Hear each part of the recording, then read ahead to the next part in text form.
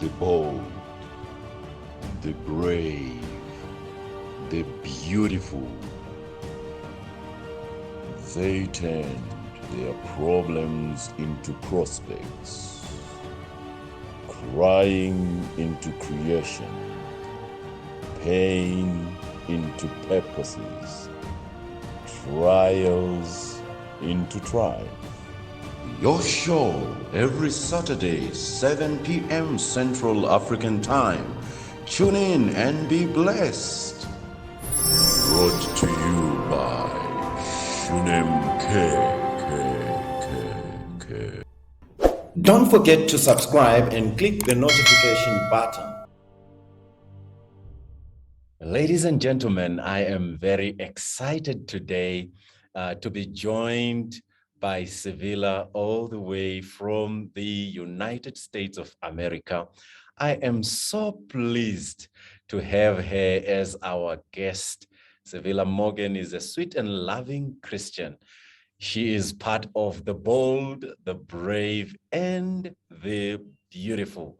And you will be super blessed today as we are going to be learning from her how she is bold and how she is brave. And yes, she is beautiful because she is God's creation. Sister Civilla, welcome to the show. Good morning and good afternoon, Pastor. Thank you so much for inviting me. It's an honor. Beautiful, beautiful, beautiful. Since you have been welcomed, I just want my viewers and our viewers, now they are viewers, right? They need to know who is Civilla. Wow, that's a big, wide open question. That question, it never ceases to scare me whenever I'm asked who is Civilla. I guess because Civilla is still a work in progress. I'll try to keep it tight, I guess. Basically, I live in Central Florida. As I was saying before we started recording, I'm not American by birth. I was born in the Caribbean on an island called St. Kitts. It's part of a two-island nation, St. Kitts and Nevis. So I don't know, some of the listeners, and depending on where in the world you are, you may not be familiar with the Caribbean, but it is a set of islands off of the eastern coast of America. Some of them are independent, and the island I'm from, St. Kitts, is a part of a two-island independent nation, St. Kitts and Nevis. And my parents immigrated to America in the early 70s, and they brought me here when I was 4. So I've been here for my entire life, since 4 years old, and now I'm in my mid-50s. Right. And so Right. a lot of years. Mhm. And I'm the first of 5 children, and I currently care for my dad. I did care for both my parents until my mom passed in 2019. So I am a caregiver, giver heart type person, I guess. All right. And during the day, I also have a day job. I am a life and health insurance licensed representative. And so we're approaching open enrollment right now for the people that are turning 65 here in the US. We're approaching the busy season Okay. for Okay. health insurance. So All right. that's pretty much me in a nutshell. And as you know, and maybe your listeners know, I don't know, but I also podcast. I've been podcasting for 6 years, speaking to, for, and about the childless, not by choice community globally. Beautiful, beautiful. We share something in common. Okay. Number one, you come from the Caribbean. I don't come from there, but we had the Queen's head on the money in our country, Zimbabwe, some time, and you still have. So we share the Commonwealth kind of setting. We also share. I'm a firstborn son, although I'm not a daughter like you, and you are a firstborn daughter. That's quite profound. Okay. And being the first child, I'm also the first child. And so I understand the weight on your shoulders. That is like being a first child at this part of the world. There's a lot of weight.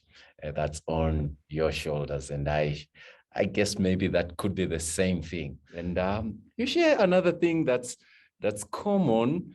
I am a preacher's child, and I grew up in church, like they say here. I grew up in church, and I was raised by a preacher, a literature evangelist, very powerful man. And my mom also was a literature evangelist. And I'm pleased to be connected with you in this fashion. Then you also share something in common with me. And it is coming into a situation where no child is born and you are expecting to have a child. Right. I would love to hear that. Care to share your story in that direction? Well, I expected to be married and married with children. There's a show over here. It's an old show. It's called Married with Children. All right. So I expected to be married with children, and no one could have told me any different. I mean, I just assumed that was the way, and that's what I wanted. I wanted to have a family, and it didn't happen. In a nutshell, it just didn't happen. And I prayed and prayed and prayed. I asked God to answer my prayers. The scripture says, "He who findeth a wife findeth a good thing." And so I wasn't out looking. I was asking God to send Mr. Right, as we call him here. And as I prayed and prayed and begged God and bargained with God, and just like Hannah, which, by the way, the name of my show originally was 21st Century Hannah. Okay. I changed it to Childless Not by Choice, because at the direction of my podcast producer at the time, and he was right.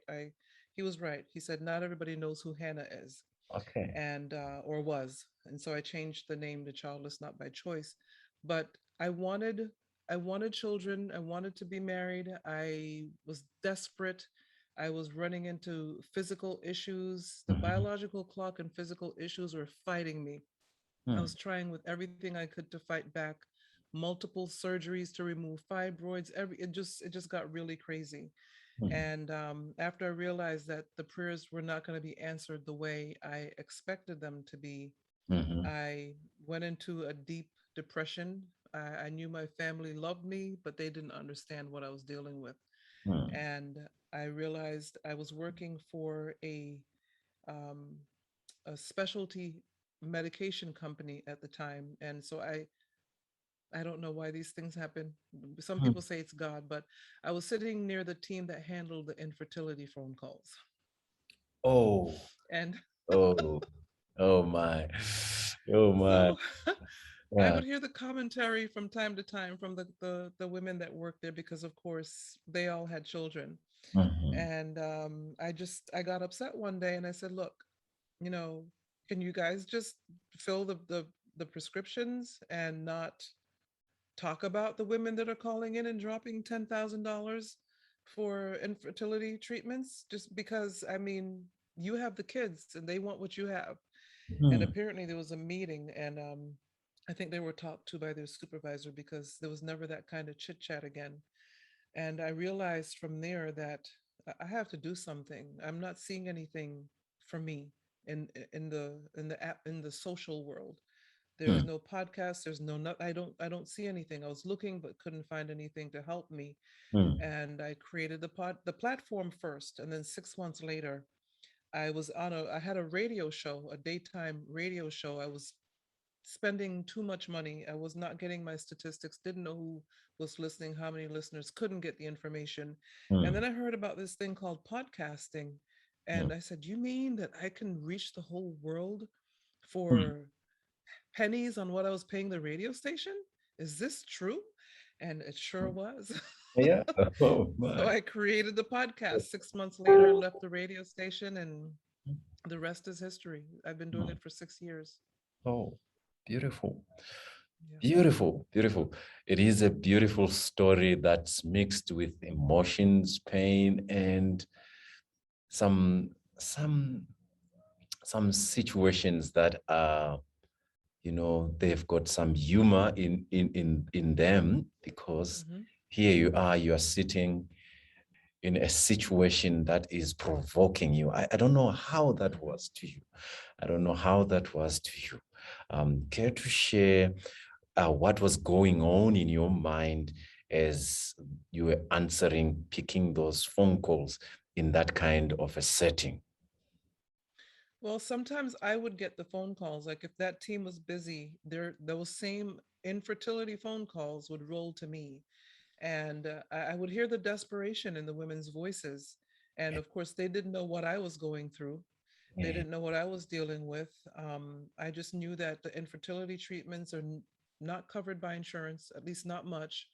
And a lot of these women were giving credit card numbers to have $10,000 at a time charged Hmm. and calling because they didn't get their medications on time because you have to take certain medications at certain times of the month. And you know, some Hmm. people saw it as what's the big deal, but I'm like, we've got to get this out to this woman so Hmm. that she can have the medication to take it on time. And because I knew, I knew what she was dealing with. Although I've never had, infertility treatments, I knew the pain she was going through. Hmm. And sometimes the husbands would call desperate because they didn't want to have to deal with their wives if they didn't get the medications. And so it was an interesting time, but I think it was all setting me up to do what I'm doing now, of course, because that's how God works. Hey. And I didn't like the setup at the time. And honestly speaking, when you talk to people about things they've been through in life, they say, "Oh, I wouldn't have it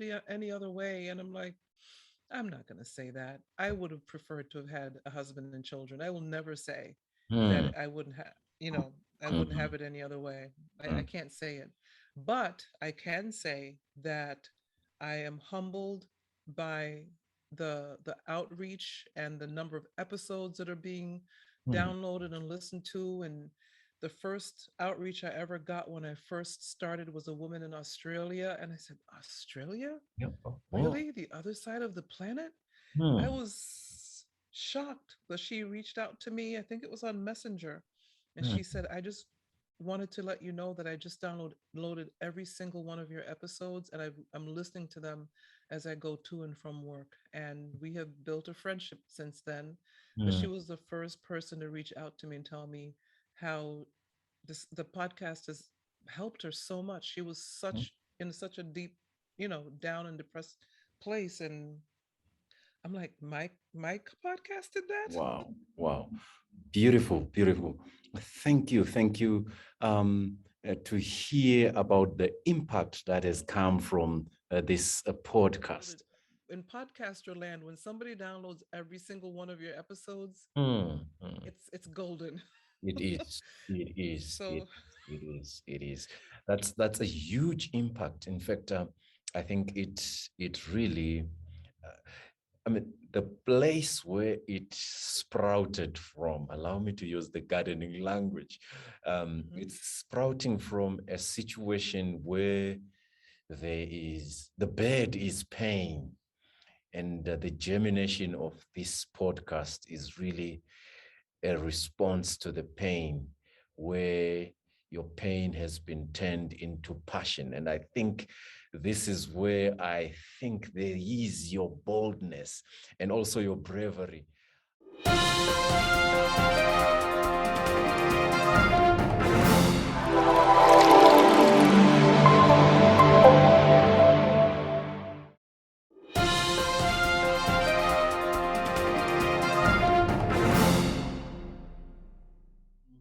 As a Black that's living in America, childlessness has got its own terrain.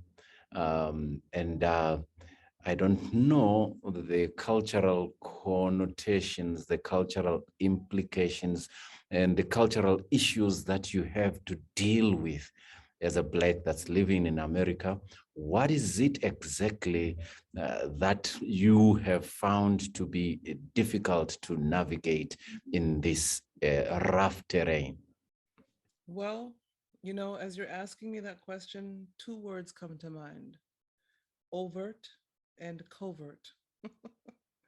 And so in America, it's not necessarily overt, the feelings that people may have that you do not have. And these are strangers as well as family members. It never ceases to amaze me what strangers think that they can say to you. And you're supposed to just listen. But I think it's a little bit more covert in America, where in some countries, if you don't have children, I know it's you're overtly avoided or spoken down on or looked down on. And so it exists. The issues surrounding being childless exist. People don't get it. They ask all the time, didn't you want children? All the different things that are said. And some people mean well, and some people, I knew one at this very same company I used to work at. I knew one woman who, she was a young woman, younger than I at the time, and she seemed to enjoy the fact that she had children and I didn't. So you run into that sometimes, Oh, and oh. you just have to excuse people's ignorance. Basically, it's a level of ignorance that's unbelievable, because obviously, and I've said this in past episodes, obviously, first of all, when people get married, let's stop asking them when they're going to have children. That's number one. Number two, if you see that a couple has been married for several years, typically people wait a couple of years before they have kids. But if you see it's going on 3, 4, 5, 10 years and they don't have the children, stop asking them when they're going to have children, because obviously they either don't want them or they can't have them. Something is going on, or something that that we may not know about. So I just really want people to exercise common sense and wisdom when they ask, where are my grandchildren, or when are you going to have children, and all of the things that we hear it here too in America, I guess, to answer your question. And especially as a children, as a Christian who wants to walk with God and mature and not be stuck in the same place in your Christianity, Yeah, you have to let some things go. yeah. Oh, yeah. And I've found that these are things that I just have to ignore and let go, and know that um, this was done for a purpose. This was the reason God answered or didn't answer the way he did in my life is for a purpose. And I believe I'm serving that purpose now. As I said earlier, it would not have been my preference, but it is what it is. Another saying here in America. And so, the thing we need to do with the life we've been given is something I always say, is to do the best we can with it, with the life we've been given. And so there, yes, to answer the question, there are people who are going to make commentary. They're going to assume you have children. They're going to it doesn't sink in. They tell you how they wish their child could have children, their adult children. They're waiting on their grandchildren, and they're saying this to you, and you don't have children, so you're not gonna have grandchildren. And they're just it's just like it's not sinking in. And so I think that's the role of those of us who have platforms, like your platform, my platform, and the other platforms out there, is just, I guess we're going to have to just keep repeating ourselves. Yeah, repeating in different ways, until somehow society allows it to sink in that there's a percentage of us on this planet who don't have children, will not have children, and that it's okay that we're not lesser because we didn't have the children. I don't know if I answered the question about Beautiful. being Black, but in America, but Yeah, beautiful, beautiful. The way culture comes in, and even if it's a cosmopolitan culture, so to speak, because the things are weaving in, I'm seeing, I seem to be hearing that there will always be people in whatever culture or subculture that will be nagging, people that will need to be corrected, people that will need to understand that we are complete human beings. We are not disabled in some form. I think there is always that. I just thought to myself, did Civilla experience that? Did my sister really experience that kind of a thing? And if she did, what are those things that she needed to navigate? I'm thinking about a sister who says, Okay, she wants you to know that she has children. So, and she's continually nudges, she continually bothers you and wants to see the reaction, how it will be like. And those are some of the things that we really experience. And it seems to be in Africa, it's in America. Well, that's something to me.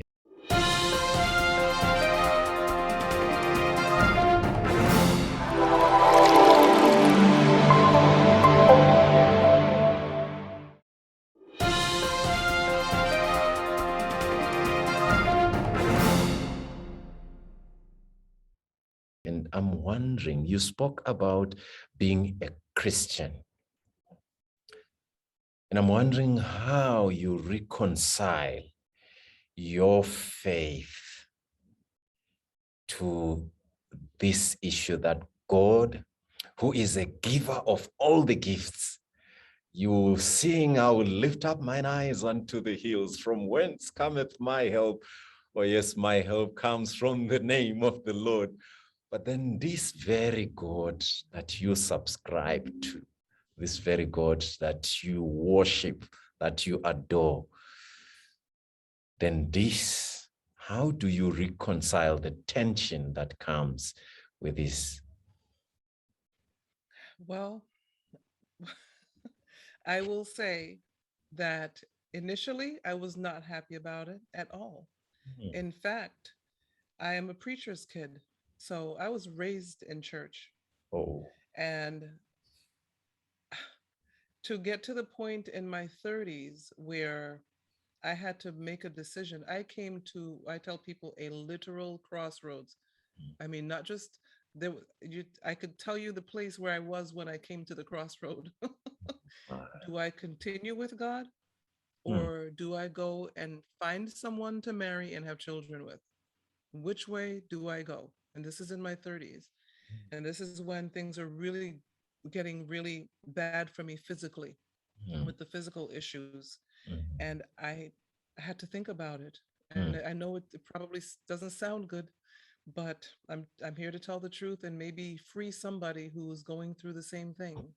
It took me some time to make the decision. And my mom and I, we had conversations because she wasn't happy with the fact that I was even thinking, as a Christian woman, a professing Christian woman, to think about IVF. Oh, We yeah. All right. So Mhm. of course I didn't do it, and I made the decision to continue with God, knowing that it meant that I may still not get the family that I wanted. And of course it didn't happen. I did not get the family. I do not regret continuing with God. I believe that he has no favorites. And I was thinking about our episode today, our conversation today, as I was getting ready. And the thought came to me that God doesn't have favorites, he has reasons. And I have to go document this because I document my little sayings. I have a Word document where I document when things like that come to me. I just document them and keep them. And maybe one day I'll write a book. I don't know about them, but I just thought he doesn't have favorites. He has reasons. And some of the reasons we may never know. And sometimes we may be able to figure it out. And in my case, maybe the reason he said no was because he knew that there were people out there that needed to hear that it's okay to be childless, not by choice. And we can live relevant, joyful, fulfilled lives, even as childless, not by choice women and men, no matter where in the world we live. And I know we have a lot of work to do no matter where in the world we live. And I know that some cultures are, oh, I know because I belong to a group. I can't remember. I think she's in Nigeria. And I've had her on my podcast too. So I belong to her group. I see the things that the women are going through in the continent. And so I get it. We have a lot of work to do, but Yeah. I don't think God gives us what we cannot do. He knows he created us to do what we're doing. So Yeah. Oh, You blew my mind. Hallelujah. God doesn't have favorites. He has reasons. I think that's Right. too deep. That's deep. That's deep. And that means your pain was for a reason. And there was a moment in your life when you said, I'm angry at God. God hasn't done justice. God has been unfair to me. But you are here right now, and you've been able to reach out to others, and you are of help to others. Your ministry, your podcast is really benefiting thousands and thousands of people that you don't even know about. How was that transition? How did it happen? How did it happen that you and I don't, it should not be immediate, that you transitioned to a place where you are able to say, you can make this declaration that this is for a reason, this is for a cause, this is God's mission. How did you get to that level? It truly was a transition. It was not overnight. It was not immediate. That would have been a miracle. Yeah.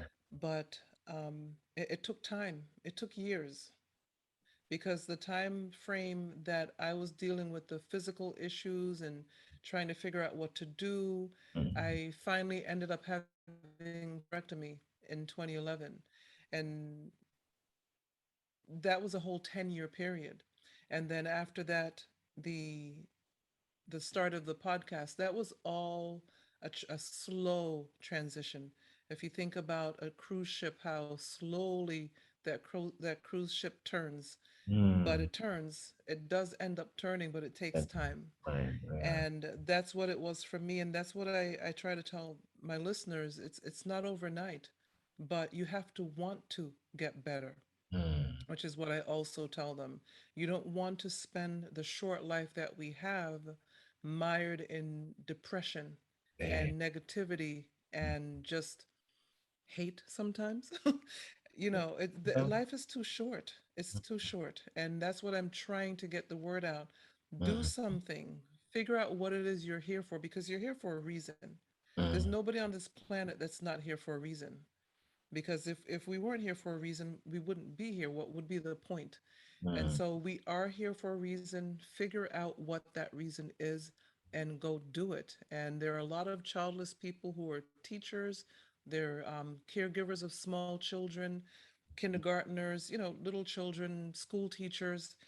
Uh, they we have a role to play in Mm. society, and society needs to recognize our role, which is part of what my platform, and I'm sure your platform and all of the other childless not by choice platforms out there, that's what we're trying to get the word out on, is we have a role in society, even Yeah. if it's to be a great aunt. I Mm. have three nephews and one great nephew, and I I I strive to be the best aunt ever. And they have Wow. so many aunts. Wow. They have so many aunts, and I keep trying to get them to admit I'm their favorite, but they won't do it. I can't get them to admit it. But I love them so much. And some people may think, oh, it's because you don't have children. No, Mhm. I know the times that my brother called me when they were younger. He has remarried. He but between by the time when he was not married, he would call me sometimes, and I don't know if he remembers, but he would put them on the phone. He would say, Mm. "Can you please talk to this person because they're not listening to me?" Oh, And that's when I would get on the phone with okay. them, you Okay. know, and Okay. I was involved. I was and am, although they're grown men now, I am an involved aunt. Mhm. And it helped my brother, it helped my nephews. Mm. They could talk to me if they had to.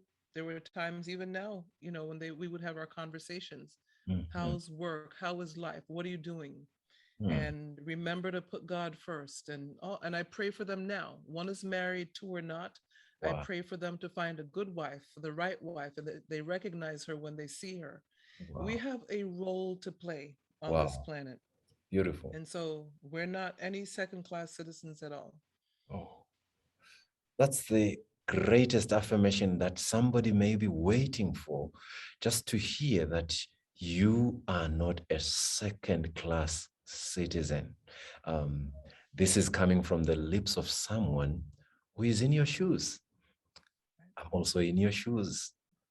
You don't have a child, but you are a first class citizen. You are still valuable. You are that kind of an individual.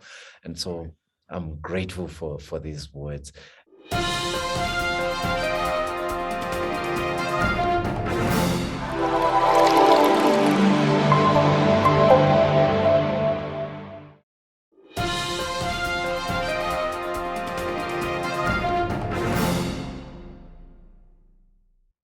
And how did you turn your pain into passion and purpose?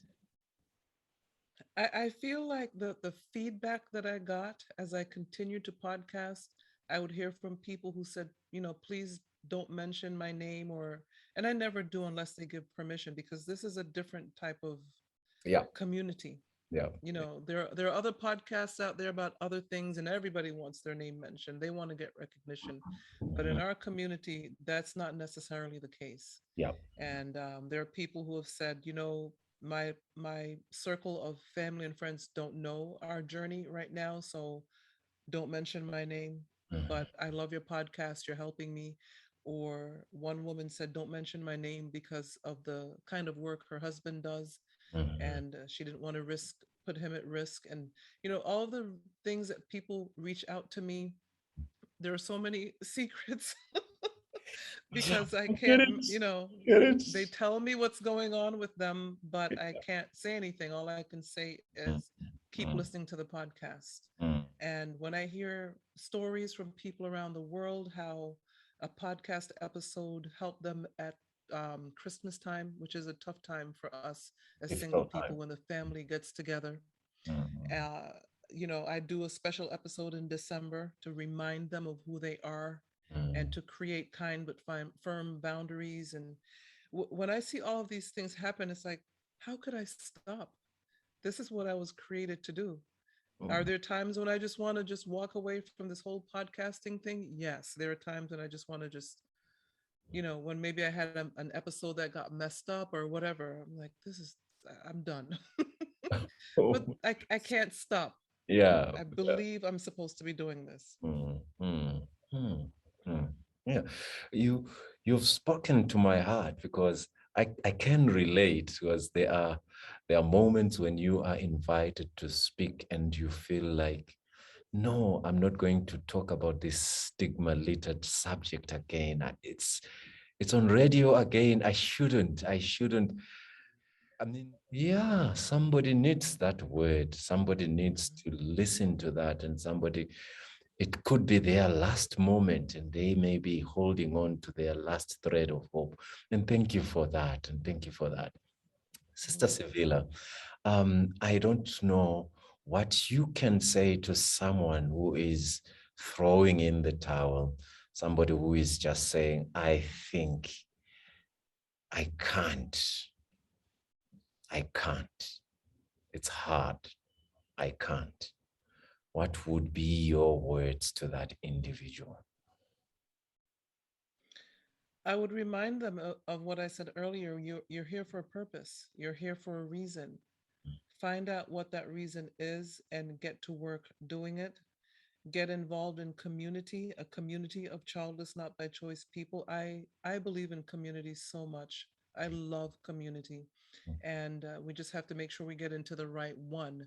And I know when I created my platform, one of the first things I said as I was thinking about what to call this platform, how to create it, how to run it, was to make sure that it had a spirit of positivity. Mm, So find a positive platform. We're not ignoring the fact that you're in pain or that you can't believe this is happening to you, and why does your family treat you this way, and why are why is life this way? I get it. I've been there, I've done that.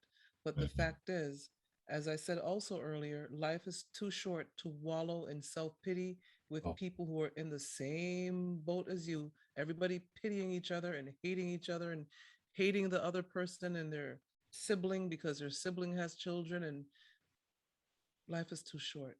oh. Find a positive community to belong to. If you need support, then you'll get the support, but and we will recognize that you're in pain, but we will show you how to continue on your journey in a positive way. Oh my, those are beautiful words.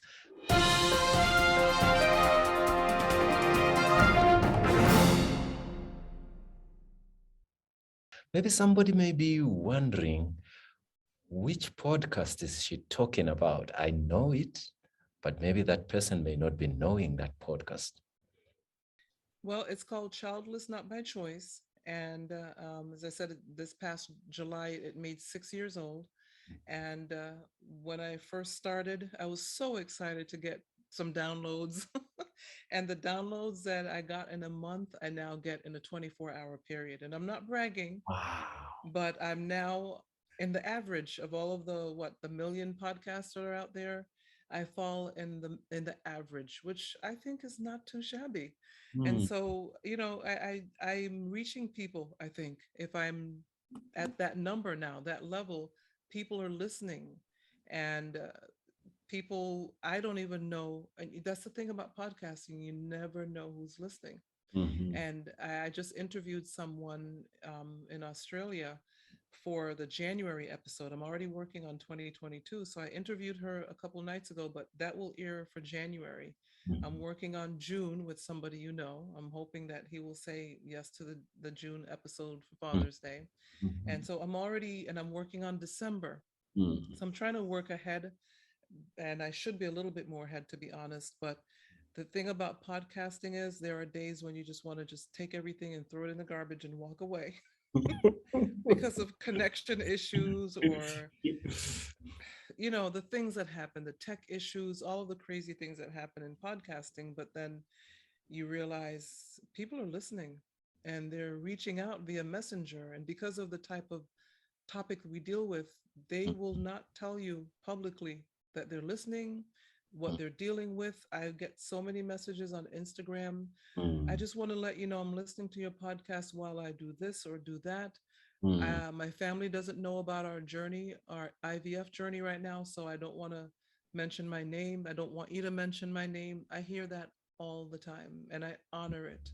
And so there are times when I just can't mention names. I would just say thank you for listening. You know who you are because you reached out to me and you said such and such, but I Mhm. can't mention names because it's such a personal topic Mhm. that we're dealing with. Mhm. Mhm. It's an honor.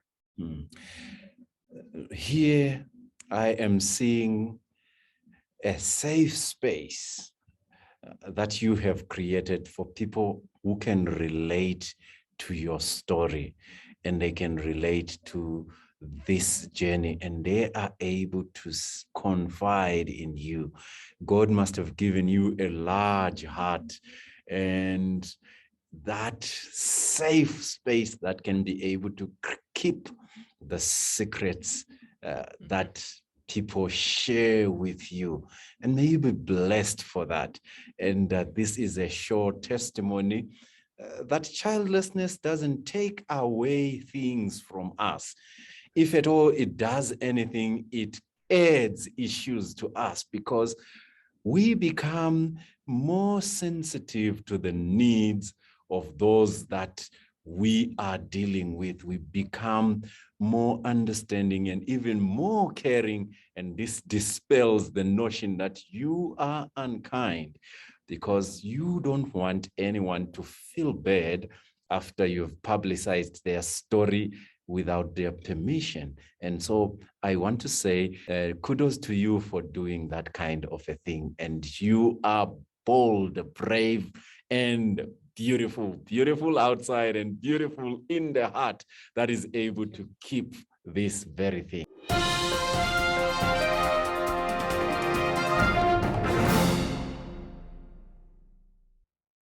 childlessnotbychoice.net, or easier, CivillaMorgan.com, if you want to search for me that way. If you search for me, Civilla Morgan, something should come up on the internet. So CivillaMorgan.com, childlessnotbychoice.net. My email address is civilla@civillamorgan.com.